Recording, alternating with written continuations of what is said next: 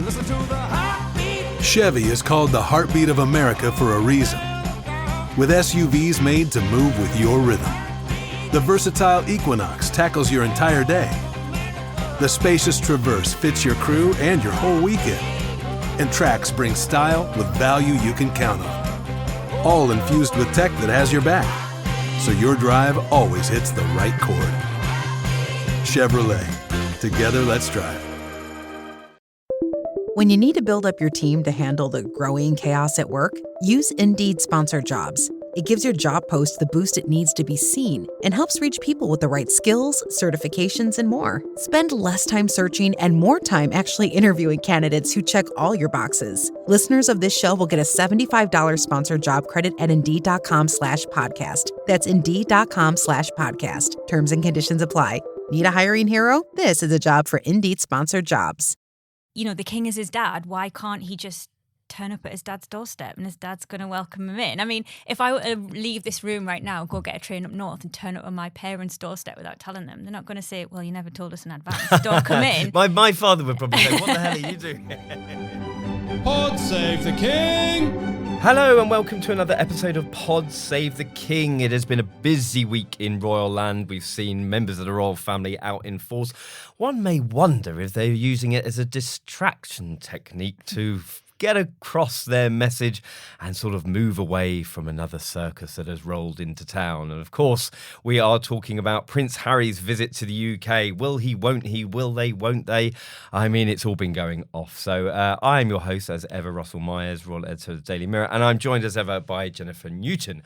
So, Jen, where to start? I mean, because last week we're just anticipating Harry coming to the UK. We were pretty sure that Meghan and the children were not going to come, or were they going to come? I've sort of lost track of where we were. I think we both made a prediction that they weren't going to come. That they weren't going to come. Yeah, so we are right. Yeah, I think we should both put the lottery on this Yes, week. we need to get our crystal ball out again. But, you know, I think we nobody should be making predictions because we have possibly you'll end up with egg on your face because, I mean, the drama over the weekend was just absolutely incredible because Harry was coming to the UK. We had said that Meghan and the kids weren't going to come. I think at that stage, they still were coming, weren't they? Yeah, it was just our kind of intuition, given that we knew that Harry wasn't experts, getting his... Experts analysis, intuition. yes. Yeah. So what happened was, let's just bring you back up to date because on Saturday, it was on Friday. Harry had announced that he was coming to the UK. Meghan and the children were coming. There was a big sort of quasi-royal op note that had been put out.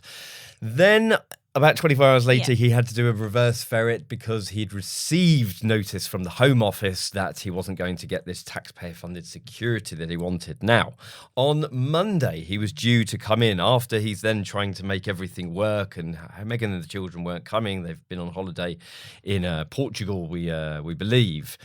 Then it just took a few hours. I mean, it's just ludicrous, this situation. Just a few hours before he's due to arrive, his spokesperson says, yes, Harry's due to pitch up. He's staying in a mixture of royal residences and private accommodation. And just minutes later, royal sources spoke to us to say, well, I'm afraid that's not entirely correct. So what happened? I don't know. Well, what did happen? Obviously, it appears Harry thought he was going to have a place to stay at Buckingham Palace while he was in London, and Buckingham Palace turned around and said, well, we told you need to let us know in advance. I think, what was it, Friday or Saturday? Friday deadline. Friday he was told, tell us if you're coming or not, and there'll be a place. And Buckingham Palace said that wasn't the case, and now the room's not available for him. There's no room at the 240 room inn. So just to, we've been doing some digging on this, and it seems that the King did put a deadline on Friday for Harry to come back to his royal aids. Then on Saturday morning, he said he didn't need the room. He changes his mind a few hours later, and he is told by the King's aides, well, we're very sorry, but we can't accommodate you. So he did put a cat amongst the pigeons, because where on earth is he going to find accommodation? I mean, turning up on someone's Ring doorbell, walking down the road again like he did last time. So it's an extraordinary situation where he has had to find lodging for the night, presuming that he would stay at Buckingham Palace. Now, read into it what you will. Whether the King could have sort of overruled his aides, of course he could have. But one of the main sticking points, we understand, is this judgment that was handed down on Tuesday between the court case between Associated Newspapers and the Duke of Sussex. And the Duke of Sussex and 6 others lost their privacy case. They had claimed sort of a whole host of allegations relating to unlawful information gathering. There's a number of well-known figures who we've discussed in the past: Elton John, Baroness Doreen Lawrence, Sadie Frost, Liz Hurley. And it seems, this was the big one, I think, that Harry wanted, because, of course, he has won certain cases. One against the Mirror Group, one against the publishers of The Sun and the News of the World. And this was the big one, I think. He had ploughed so much energy into it, and he really wanted to sort of take them down. And the judge has brought back his judgment by saying that all these allegations were very, very serious, and they required more convincing evidence before being proven. He said that the 7 claimants could not rely on suspicion, even where understandable, and instead they had to prove the information had been unlawfully obtained. All 97 allegations made by the claimants were dismissed. I think it is a damaging judgment for Harry. He looked very, very wounded when he was at an event just about an hour later in London to promote the Invictus Games Foundation. The Daily Mail have called it a magnificent vindication for the Daily Mail's journalism. And we understand this case has cost in the region of about £50 million in legal costs. I mean, where does this leave Harry now? I think as well, the fact that this judgment came just as he was arriving at this event, it just overshadowed the event, really, didn't it? And like you say, it's a massive blow to him. Like, where does it leave him? I don't know. It's hard to know where it leaves him, because he ploughed so much of his time, effort, and seemingly money into this that for it to come to nothing, and not even, he could say it was a partial victory. It was a total whitewash for him. Yeah, well, he's called it. There's very sort of punchy quotes. I thought he came out. He released a statement afterwards. He said that it was a complete and utter whitewash. I mean, this is a situation he's in. He's a prince of the realm. He's the son of the king. He can't get a night at Buckingham Palace, and he's slamming the judiciary in this country. I mean, it is pretty appalling, I think. Yeah. Now, the issue for Harry, we had a reporter in the room at Chatham House, this Invictus Games Foundation event, and he said he looked shell-shocked. I mean, he'd sort of come in bouncing into the room beforehand, smiling to the cameras outside, and then given this judgment, I mean, I think they definitely thought that they were going to win, that they were presenting a statement. So just back to the original point of why the palace said that he couldn't stay, is because could you imagine a situation where Harry was, of course, he was going to release a statement whatever way the coin flipped, whether it was a victory against the dastardly British press, or whether it was once again hitting out at his treatment. And he seems to be taking everything so emotionally, I mean, maybe 50 million quid in your back pocket is or not in your back pocket is probably quite wounding.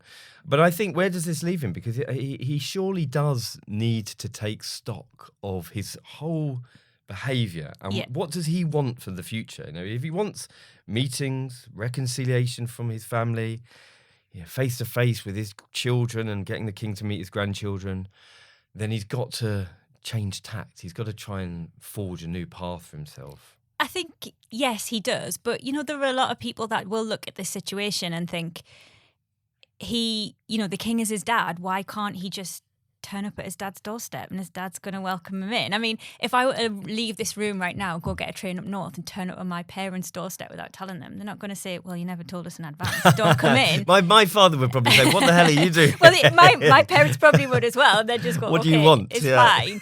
But, then again, my dad isn't the king, so he, the king does have a diary. He's not, I suppose, the normal parent. Well, he's not, and Harry is a normal son. And to keep people waiting, in terms of like what you said about the Buckingham Palace thing, I do think it is a little bit shall I say, disrespectful when you know you've got people who are working at the palace to keep them waiting because, they might need days off or they might need to, do certain tasks, and to have people just not knowing where they stand is a little bit rude. It's rude. It is rude. You can't keep people waiting for that. I understand this, and his sort of plans were sort of but surely as combobulated well, at the last minute because he wanted to bring Meghan and the children over. But Yeah. again, why did he think he was going to be able to and not sort the security out himself? I mean, this is just. I would have just said. crazy. I mean, I'm not no security expert, but I would have said, knowing where your base is going to be, where you're going to stay, is like one of the first things you Absolutely. would confirm. Absolutely. You wouldn't leave it till the last minute. Yeah, and I think Unless he had again a it's backup. embarrassing again to put Yeah. that statement out. So listen, let's kind of move on because I think that we had a Daily Mirror scoop yesterday about the King and Harry are still sort of locked in these discussions. We understand that there may be a potential for a meeting this week. I mean, there's a lot of things up in the air and where the King is. We've seen him at London Zoo today, out and about with the Queen. He's got an engagement tomorrow. I mean, can they make it work? Will this involve Meghan and the children coming over? We still understand that Harry is going to be staying with his uncle Earl Spencer at Orthorpe. I mean, if you look at the logistics on a map we were looking at earlier, so he's in Birmingham on Thursday and Friday. Then you've got him potentially going over to Orthorpe, which is an hour east. If he was to meet the King in London, he's got to come back down to London. Perhaps the King would be at Highgrove. Who knows? I mean, there seems to be so many things up in the air with an extra security. Can Meghan and the children fly over? Is that only going to be for 24 hours? How long would he get to see the King? I mean, I'm told that the King really wants it to happen because he wants to see his grandchildren. Whether he's so keen on seeing his son for 30 minutes or however long he met him last time is another thing entirely. So This episode is brought to you by Accenture. When your advertising operations fall out of sync, everything else follows. Spotify and Accenture are working together to reinvent the rhythm of ad sales, using automation, analytics, and smarter workflows to simplify campaign delivery and access better data across the business. The result? Less time spent on operations, more time connecting brands with the moments and fandoms that matter most. Learn more at accenture.com/Spotify. This summer, soccer is here, and so are the watch parties. And Uber Eats has your game day essentials covered. Everything you need to keep your crowd happy, delivered straight to your door. Get wings, pizza, chips, dips, fresh ingredients, and more. Keep the soccer going and all your game day essentials flowing. Order in so you can lock in for the games. Only on Uber Eats for a limited time.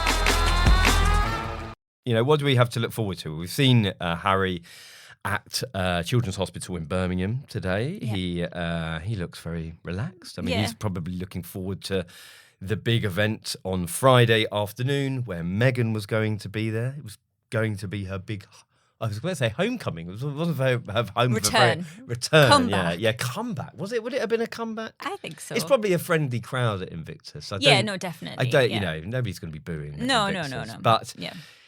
if he's on the stage on his own tomorrow, I just think it could have all been so different. They didn't have to release all these op notes. They could have just invited a few of their friendly faced journalists, probably not us, and they could have sort of done the Invictus Games. It would have been great. It was loads of coverage. People would have.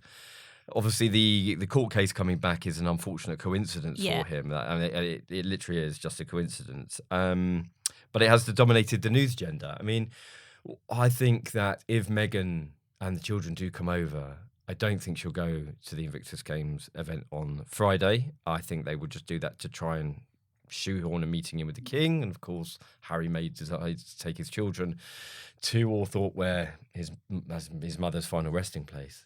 But if he does meet the King, I mean, is it something that probably his father needs to say, listen, you've lost this case. There's been a big hullabaloo all week. Isn't it time you just sort of went about your business a bit quieter? I think it's one of those situations that if both parties want it to happen, it seems to me that it's quite simple. They could make it happen. It's not as if they don't have access to helicopters Of course, and yeah. fast cars and whatever logistics they need to be in the same place at the same time. I think if it doesn't happen, it's because one side or the other hasn't had as much doesn't want to put the effort in, essentially. Yeah, I mean, again, is there a bit of game playing? Who's playing the game here? I mean, someone I spoke to in the government literally said that. They said, that we are not being railroaded into making a decision. Nothing had changed in terms of the security. Why on earth was Harry putting a statement out saying that Meghan and the children were coming when he had absolutely no business to do that? He had not received notice that the review had even taken place, let alone been completed. Were they given a nudge and a wink? Who knows? But I mean, like you said about the logistics, surely that's what when you're looking at a security plan, that's got to be right up there. Where are we going to be staying? What travel plans are we going to need to be doing? How many security are we going to need?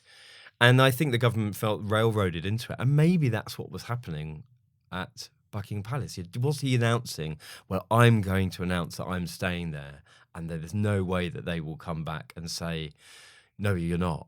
Yeah. Well, they did, and they did it literally a couple of minutes later. So I think it's quite quite a bit of a tit for tat. Yeah. I mean, it's ugly. I mean, it's just like soap opera, isn't it? Yeah. It's like sort of a Christmas episode of EastEnders. Definitely. But I think he's had a bit of a reality check this week. I mean, who knows how much he'll have to pay? There is the Daily Mail saying that Max Mosley, the disgraced former Formula One boss, has been bankrolling this court case, and I think that hopefully for Harry may wants him to be doing that, because 50 million quid is staggering. I mean, where do we go now? I mean, let's wait and see over the next 24 hours. We may get some sort of inkling whether the king is going to meet his estranged son. But let's move on, because the King and Queen have been at London Zoo today. There's a few jokes talking about sort of old relics, and the tortoise slowly moving along, and then the King and Queen being there in the newsroom. But what have they been doing? So they've been, I don't know if you saw the pictures before we come in, they were incredible. They had stethoscopes on and they were listening to a penguin's heartbeat. No way. Yeah. So yeah, they were with the penguins, who probably are the coolest creatures in London Zoo, because it is so hot in London today. It's over 30 degrees. So weather check. We are baking. Yeah, we actually probably just stay here because we can't leave the office. It's actually really cool hot in the studio. And I noticed that despite the temperatures, the King's kept his jacket on. Always. Does he ever take it off? Well, I was at the Tank Museum in Bovington. Yeah. You can just tell I just put things into Google Maps. And he took his jacket off. Oh my gosh. But he was in a tank. Oh, that's yeah. And I was standing at the side getting absolutely covered in dust as the tank rolled past me, and him just sort of laughing at all the press. I was just standing there with our phones out. Glamour. Yeah, indeed. It's all glamour, this job. But that's one of the only times I have seen him take his jacket off.